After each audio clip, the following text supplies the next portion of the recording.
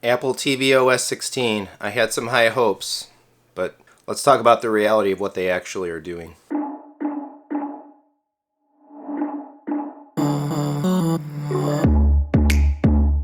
So the WWDC 2022 Apple keynote was yesterday. Almost a full 2 hours of new software features across iPhone, iPad, Mac.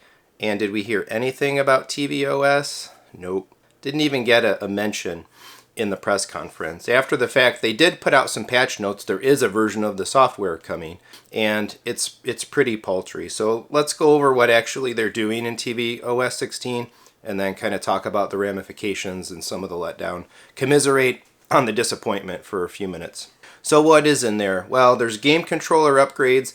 A wider array of game controllers are going to be supported now, including like the Nintendo Switch Joy-Cons and some other things. Okay. They're improving the cross-device connectivity between your phone, your iPad, and the Apple TV, and so on, with the ability to manage more real-time experiences and more handoff types of experiences.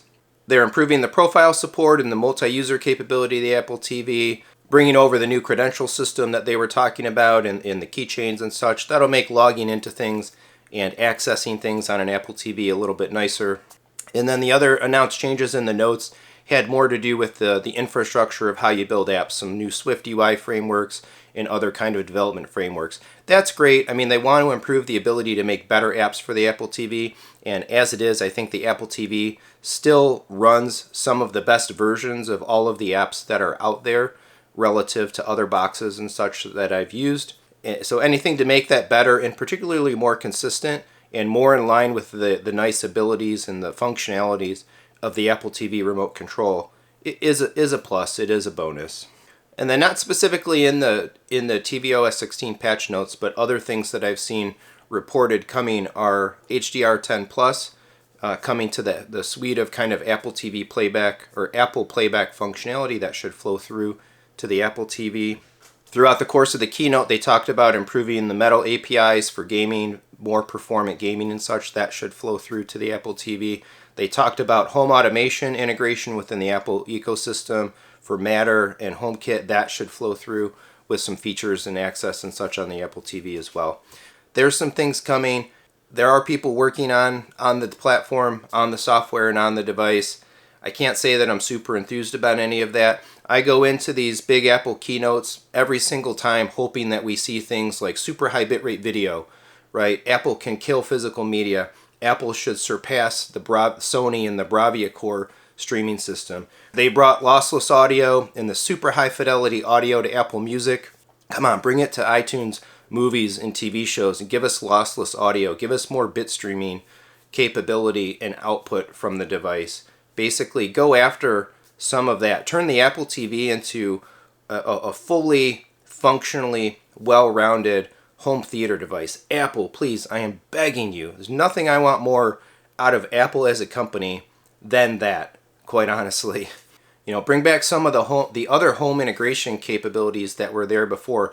Earlier versions of the Control 4 drivers, for example, for an Apple TV, let you get state back so you could do more advanced lighting control and things like that. So get out there and work with Savant and Crestron and Control 4. You're doing things through HomeKit, and they should just make this device a high-end home theater device and get it connected in these integration systems so that we can do all of the advanced interfacing and control and those sort of capabilities that we want in our home theaters. And give us that. Man, come on, Apple, hire me. Let me run the Apple TV division.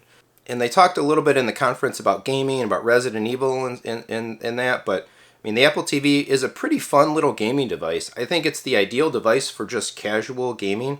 I do like the controller support, and while I'm not really intending to use Joy-Cons and such with it, I like the Xbox controllers, and we already have one of the best controller setups available if you really do want to game on an Apple TV. Use an Xbox controller, connect it to the Apple TV via Bluetooth, and then connect to your Xbox or to your PC with the Xbox wireless protocols, and you can have one controller mutually usable on two different systems with a double tap of the button. It's such an awesome feature. But I mean, if you really want to get serious about gaming Apple, where's the M2 Apple TV for $299, right? Make the game console. Go frickin' buy Nintendo in-house all of those games and all of those properties and make some really great stuff with them. We don't need switches. The mobile experience for gaming could be iPhone and iPad based if Apple owned the right IPs and the right types of game development basis, and the Nintendo stuff would just plug right in, and we'd have an Apple TV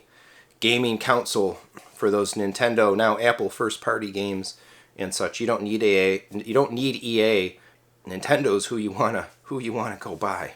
So I don't know. I love the Apple TV. It is my overall most used and generally kind of favorite home theater device. I have a massive collection of movies and content in iTunes. It's what I use for all of our access to streaming apps, whether it's Netflix, HBO Max, YouTube TV, and all the different services and such we use. My kids game on it, and we do a little bit as a family. Sneaky Sasquatch is awesome. We use Apple Music, and we use that as our main playback device. Photos, home sharing, all of that stuff. We use all of it. And man, there's just so much untapped potential in the Apple TV. And I hope at some point in the not too distant future, it really gets its due. It really gets somebody in charge of it that can really drive it and just own that living room with that device, with super high quality content and all the things that they could do with it. So once again, another big Apple press conference come and gone. I watched it. I left dejected. One of my favorite parts of the Apple ecosystem, just completely left out in the cold.